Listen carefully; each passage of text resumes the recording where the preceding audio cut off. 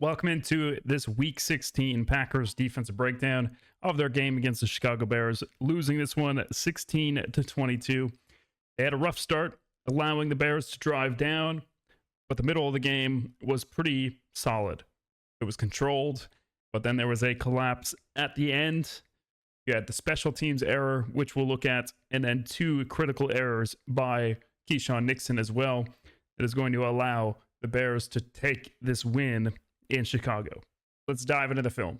All right, first play that we're going to look at, there's a series of plays, 4 plays in a row that we're going to look at on this first drive because the Bears were just moving the ball at will. This is the defender that we're going to key here. We got Cooper. He's obviously going to be dropping back into a hook zone on this play.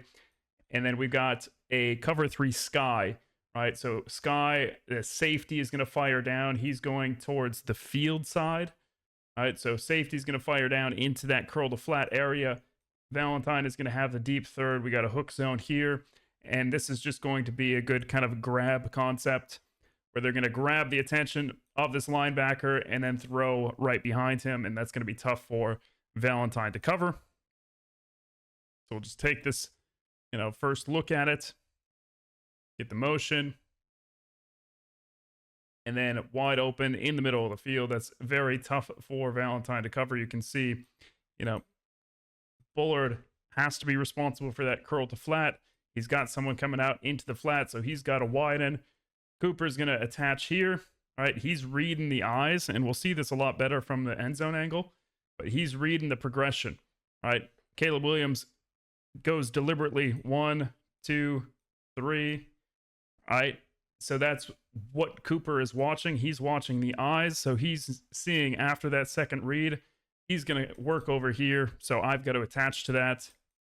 You can see the eyes get there. So Cooper immediately recognizing that fires down, and that's going to open up that window for Williams to hit that dig route. And you'll see it a lot better here. Just a lot better job by Caleb Williams this game of working through his progressions when he doesn't have a play action. Here you can see his feet lining up with his eyes. Really good job. Little pump fake. Feet with his eyes again. And then he's able to rip that dig for a 15-yard gain. So much better footwork by Caleb Williams on that play. Here we've got a scramble, but I want to pay attention to number 25, Keyshawn Nixon. This is karma at its finest. Here you get a drop back pass. There's really not much open. Pressure is going to get there. So Caleb is going to scramble. It's scramble Jill. Nixon just runs into the back of DJ Moore. Obviously, he's trying to make a play where he's pursuing there. But I think this is a deliberate act by Nixon. Obviously, these receivers and DBs are going to be jawing back and forth the entire game. But I think this is karma. DJ Moore scoring that touchdown at the end of the game, which we'll look at eventually, but Nixon just running straight into the back, way away from the play. There's no way that he's going to, sprint all the way across the field and make a play when he's got several teammates pursuing.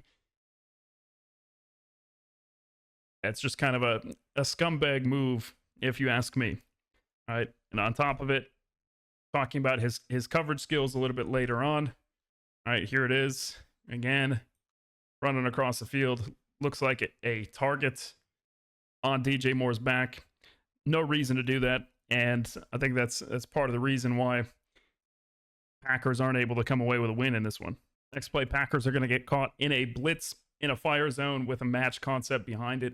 All right, you're going to get a fire zone where all these guys are going to match up with their receivers. Quay Walker is going to have to match up with the slot. All right, and when he's matched up with a slot receiver, right, who's crossing his face, he's staying square. That receiver is already gone. All right, so Caleb Williams does a good job of escaping, putting that out in front of his receiver for a big gain. There's just not much that the Packers can do. They're obviously trying to disguise this blitz in the first place. It gets picked up. Van Ness rushing inside, even though he's got no one on the edge. All right, so he's responsible for that outside contain. Caleb Williams is able to get outside. Play a nice pass there for a big gain for the Bears. Next play, we have a little orbit motion into a screen. The Bears do a really nice job here. And this is just a touchdown saving tackle by Bullard. If he's not able to make contact there to trip him up, he's just going to walk into the end zone or get pushed out, down at the 3 by McKinney. But this is just good blocking by Zacchaeus here. He's going to get a nice seal on McDuffie. Because of that flow downhill, he's going to get a hand on Quay Walker as well. All right, McDuffie trying to stretch out, not able to make a play, but Bullard able to make contact. And this kind of freezes the linebackers if we go back to the start. All right, you're going to see a pulling motion here. So that's going to keep the eyes of the linebackers. They've got to make sure that they're reading enough, right, until this ball comes out. So you can see the eyes of both Quay Walker and Cooper. They're looking for that ball, making sure that it's not going to that running back. Caleb pulls it, gets some good blocking downfield. DJ Moore able to get a first down for the Bears. And really not much to analyze on this one. I just don't know why the Bears are doing this. 4th and 1. You can see the very wide stance, so you could kind of tell that it's a trick play.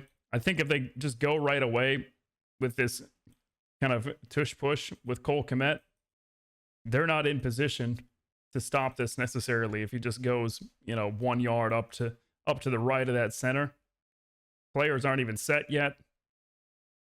Easy. Snap goes too high for Monungai, and I don't even know if this is really going anywhere. I think they're going to have some sort of like double pass action to Caleb Williams, getting a little bit too fancy, in my opinion, based on how well they drove the ball down the field on this first drive. You had several big passes. They were running the ball quite well. And for some reason on a 4th and 1, your best call is going to be this snap through your tight end's legs to the halfback to try to get a pitch to the quarterback. It just makes no sense to me why you're trying to be that cute in that situation. Next play that we're going to look at doesn't show up until the 3rd quarter. Bears didn't have a lot of possessions in the 2nd quarter, a couple punts. But this is going to be Nixon, again, being too aggressive. Nixon down here at the bottom. We're going to have this kind of swing routes. We're just going to have a hitch here. And Nixon is going to read the quarterback. And he's just going to fire down on this hitch. And that's going to leave too much room to the outside. All right. So he's slipping as well. Then he's just going to be blocked immediately. And that's just going to leave so much sideline for Monungai, who's going to be aggressive there against McKinney. But again, Nixon just biting early on the hitch. Pressure almost gets there from Quay. But Monungai able to catch that and go for a big gain for this Bears offense. Slide doesn't pick up Quay Walker. He's a free rusher, not able to get there, so Williams has to get rid of it. He has to go to the flat because he can't throw it to that hitch. All right, the lane isn't going to be there. Nixon takes himself out of the play. And a big gain for the Bears. I did think that Nate Hobbs had a pretty solid game. He's obviously playing in the slot here, up at the top. And because Evan Williams isn't in that game, you've got Bullard playing at safety. But here, Hobbs does a good job, right, on this toss play of engaging with the blocker, right, staying outside. He's essentially taken both those blocks. He's able to get around them and then wrap up Swift for a nice tackle for loss with Bullard coming down as well. So really nice job by Hobbs. He had a pretty solid game. Next play, we'll also look at another one of his plays. But here he is, setting the edge, right? Forcing that cutback, and Bullard is in the perfect position, right, to help and make a play. So I like that aggression by Hobbs in the run game, making a nice tackle for loss. Next play, we got a 3rd and 12. We got Hobbs again, making a tackle that's going to lead to a field goal. Bears trying to go back to what worked early on with this little swing screen to the outside.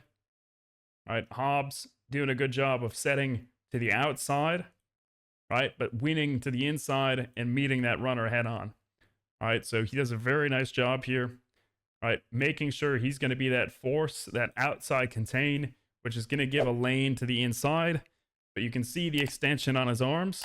All right, he's going to be ready to rip away. Rips off of Loveland, puts his head down, makes a tackle. Only 4 yards on 3rd and 12.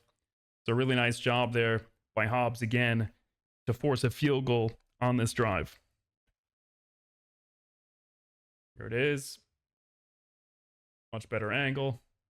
You can see, obviously, getting that extension maybe close to a hands to the face, but able to make a nice play there. Here we've got a 4th and 1.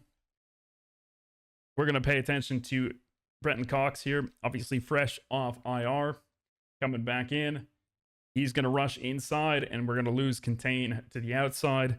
Previous play, Caleb Williams had scrambled. He's got options. He could throw this, but again, he sees this entire lane open up. He's just going to take that and run. Because we don't set the edge. We don't have outside contain. Got guys getting greedy, going to the inside here. We'll see it. All right, tries to win inside. Doesn't get off the block at all. All right, it's just going to get held there. He's going to move up and get an easy first down. So Caleb Williams using his legs to his advantage in this game. And we have a critical error here by Brinson. He's obviously going to get to the quarterback on this play. But it is unfortunate that he's going to get too high on this face mask. On a 3rd and 20, you give them a free 15 yards. You're going to move them into field goal range. And instead of being, a Bears punt on a sack, right, ends up being 4th and, 27. You end up getting his face mask instead of just getting around his waist here, reaching way too high. Ref in the perfect spot to call that. Gives the Bears a free set of downs, and they're able to get points on this possession. Now, the biggest play of the game comes on special teams. I'm not going to claim to be an expert on special teams formations and how they're coached, but I don't think that these 4 guys up front are aggressive enough to make a clear lane for Romeo Doubs, and I don't think Doubs does a very good job of attacking the football here. But we're kind of looking at Bo Melton just jog up to the line. He doesn't make contact with anyone. You've got McKinney and Bullard, who are the only guys who are aggressive, at the point, but they're taking on 3 guys. So you're going to get a few free guys. So if Doubs doesn't field this cleanly, which he doesn't, he lets it hop a little bit too much. All right, ball's going to hit his hands and then go between his legs. But you got so many guys that are unblocked, able to get to the one guy who's designated as your hands guy. He's not able to come up with it clean. But I feel like we need a little bit more aggression from these two, a little bit more hustle from Jacobs and Melton, right, in order to help in case that ball does come loose. All right, but there are just too many free runners towards the ball. Doubs has to get on it a little bit earlier. He's waiting for it, rolling. All right, he misses it a little bit here. Easier to tell. Ball goes down. He gets that contact, and that's going to be just enough to get him off the ball for the Bears to recover. Now, with the clock running down, you're going to get a nice concept down here at the bottom. You get a shell defense, right? You're going to get essentially quarters or palms. Kind of looks like he's signaling for palms here. Right, so if there's anything short, Valentine's got to stay with it. But if the route goes deep, he's got to stay attached. And you're going to pay attention to Zacchaeus here. His only job is just take this safety. Take that safety out of the play. DJ Moore with that outside release. All right, he's widening, so that's going to push Valentine a little bit wider. And then he's going to have that basic route across the middle. and he's going to make a nice contested catch. So 14 does a good job just occupying Bullard, the safety, knowing what the rules are of this defense.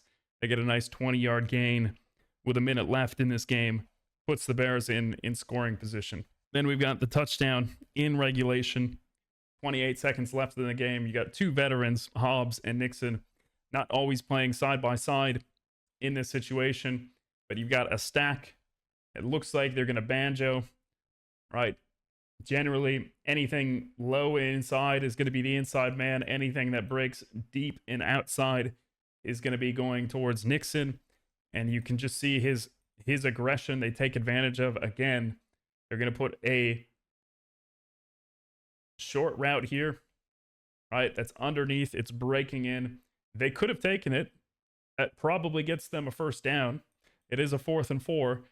But because Caleb Williams holds on to it a little bit longer, right, he sees the aggression from Nixon, which is going to leave that corner wide open for a touchdown. And Caleb Williams drops a dot in the wind to tie this game up. But again, it's just a simple miscommunication. I think even if they throw underneath, they score. Because Hobbs is going to slip going in. He catches that and he just takes a few steps and he's going to be in the end zone. All right. That's just nice throw. Nixon, with that critical mistake, he's obviously supposed to have anything going back towards that corner in that banjo. And he's not able to do that. And we'll watch the last two plays of overtime. Obviously, Malik Willis fumbles the snap. Bears get it back. They're moving the ball. Here you're going to get a counter from both the tight ends, right, kicking things out. But if we look at the front, you've got this kind of load front where you're going to double mug in the A and the B gap on the same side with linebackers. And everything is going to get kind of down blocked here. And then you're going to get a nice cutback. All right, just looking at this wash, right, 52-73, down block and pushing everything in. You got a nice cutback lane for Monungai, which is going to set up the very next play, which is going to be the touchdown pass to DJ Moore. 1st and 10, entire playbook is open. They're anticipating a run based on, how successful they've been running the ball. So you can see all the pressure, all the linebackers, sending it downfield. It's going to leave you one-on-one shot here. The blitz, the green dogging gets picked up, gives Williams just enough time. One-on-one post. That is a perfect throw. And DJ Moore able to come down with it. Just not able to cover that. Nixon does what he can. One-on-one, man-on-man. That ball is just out in front of the receiver in the perfect spot, so he can't make a play. But again, looking at the motion that they've got here, play action, got that little sifter picking up the backer, so you don't have a free rusher. Enough time drifting away into the wind, and a nice ball to finish this game. And that's going to do it for this breakdown. Bears clutched up in the end. Packers special teams, Packers defense making mistakes at the very end of the game. Again, you got to play 60 minutes. Got to play the full game. Those last 2 minutes of regulation, Packers defense collapsed, right? 16-6 with 2 minutes left in the game. Then you have an onside kick, and they go down and score with, a minute 50 on the clock.